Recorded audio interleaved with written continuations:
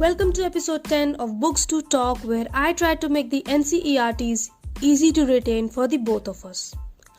आज हम स्टार्ट करेंगे force and laws of motion, जिसमें we'll cover the types of forces and the 3 laws of motion. I bet you have studied at some point of your life. Just a disclaimer, this podcast is not an explanation of the lessons. It's just the important parts and points which one has to learn while covering the NCERTs. It does not promote skipping the books, just an easier way of learning. So let's begin. Force के बारे में तो सुना ही होगा. It's caused by an act of pushing, pulling or hitting the object. But we have never actually seen or felt the force. We have always felt the effect of it. और जब force is applied on an object, then object changes their state of rest or motion or their magnitude of velocity or even their shape and size. पर एक object की 2 ही condition हो सकती है. It's either having a balanced force or unbalanced force. अब एक book table पे पड़ी है, उस पे कई सारे force लग रहे हैं. Gravitational force उसको नीचे खींच रहा है, टेबल उसको काउंटर करके उतना ही फोर्स ऊपर की तरफ लगा रहा है, which cancels each other out, and we can say that there is a balanced force acting on the book, and because of which the object is in the state of rest. या फिर हम कह सकते हैं कि the book is not moving. Similarly, any object in the uniform state of rest or motion has a balanced force acting upon it. Now what happens अगर यही force unbalanced हो जाए?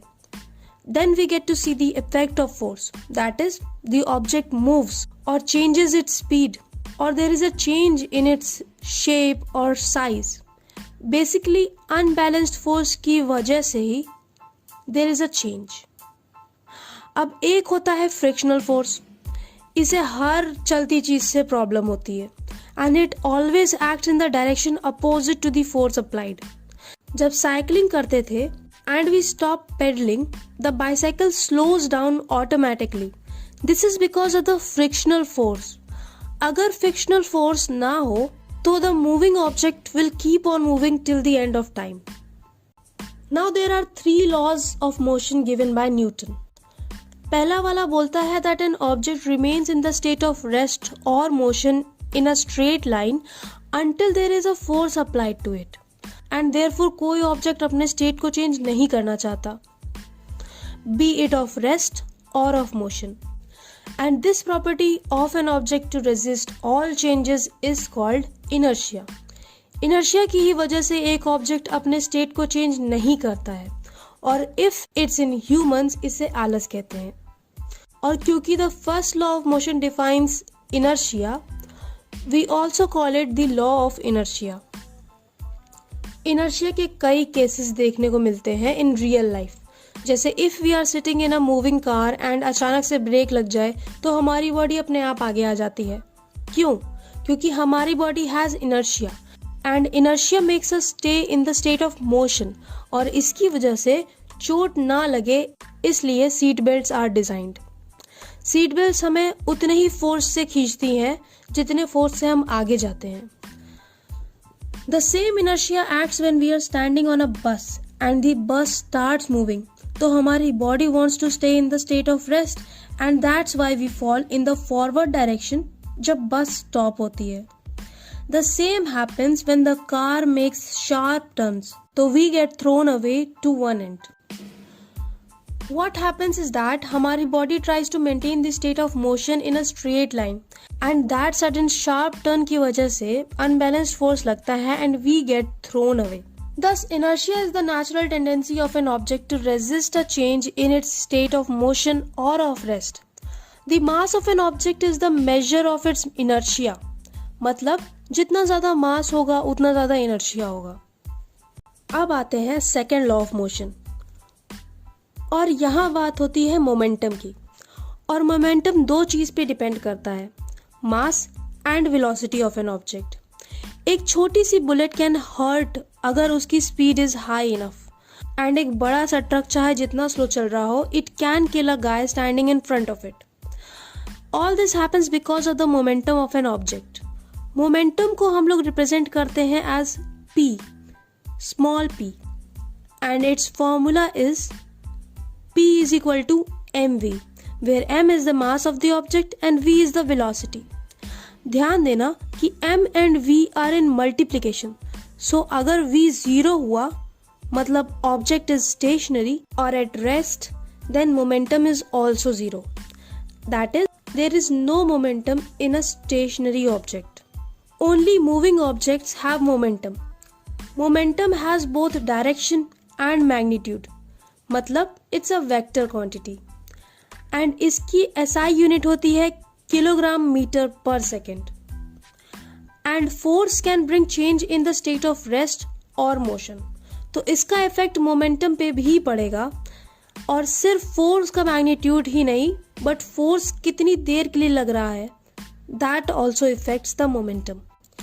And we can say that the second law of motion states that the rate of change of momentum of an object is directly proportional to the applied unbalanced force in the direction of the force. The second law of motion also gives us the formula force, which is F is equal to ma, where F is the force and m is the mass, a is the acceleration of the body. Force की SI unit होती है kilogram metre per second square और newton, and 1 newton is equal to 1 kg metre per second square. जितना ज़्यादा time मिलेगा change of momentum के लिए उतना कम इम्पैक्ट पड़ेगा. फॉर एग्जाम्पल, आपने देखा होगा कि क्रिकेट में कैच पकड़ते समय फील्डर्स अपने हाथों को पीछे खींचते हैं. इससे ये होता है कि बॉल एकदम से रेस्ट पे नहीं आती, उसके मोमेंटम को डिक्रीज होने के लिए टाइम मिल जाता है और चोट कम लगती है. The same happens when a high jump athlete is made to fall on a cushioned bed और on a sand bed. Impact time increases, तो मोमेंटम को टाइम मिल जाता है again to decrease the impact और चोट कम लगती है. Coming on the third law of motion, every action has an equal and opposite reaction. मतलब अगर आप किसी को धक्का दोगे तो वो वापस आपको धक्का देगा, बट फिजिक्स में धक्का सेम टाइम पे लगता है और सेम अमाउंट का होता है. जैसे when a gun shoots the bullet, तो बुलेट में रिकॉइल होता है. एक force is felt by the person holding the bullet, पर मास किसका ज्यादा है? गन का ना. तो इसीलिए गन का एक्सेलरेशन काफी कम होता है as compare to the bullets. It is important to note that the force produced are of equal magnitude, but depending on the mass of the object, it produces different acceleration. ये तो हो गई बात Newton's laws of motion की. अब एक last topic है conservation of momentum. Conservation मतलब ना चेंज होना.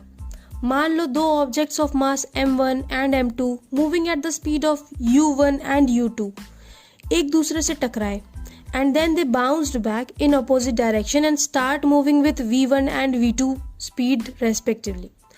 ऐसे में द मोमेंटम बिफोर कोलिजन मतलब m1 u1 plus m2 u2, which is simply the some of the momentum of the first object and the momentum of the second object, should be equal to the momentum after collision, which is m1 v1 plus m2 v2, momentum of the first object after collision plus momentum of the second object after collision. Formula wise, m1 u1 plus m2 u2 will be equal to m1 v1 plus m2 v2, और ये तब तक होगा जब there is no external unbalanced force acting on them. So, to put it all together, law of conservation of momentum states that the sum of momenta of two objects before collision is equal to the sum of momenta after collision.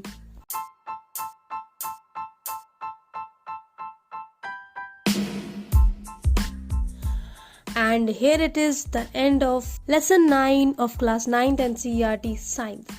As I suggested, and I will suggest it again, that please practice the questions based on these formulae, otherwise physics के question नहीं होंगे. But I will be back with a new episode every Monday and Friday. Until then, share it with someone who is having trouble trying to retain the NCERTs.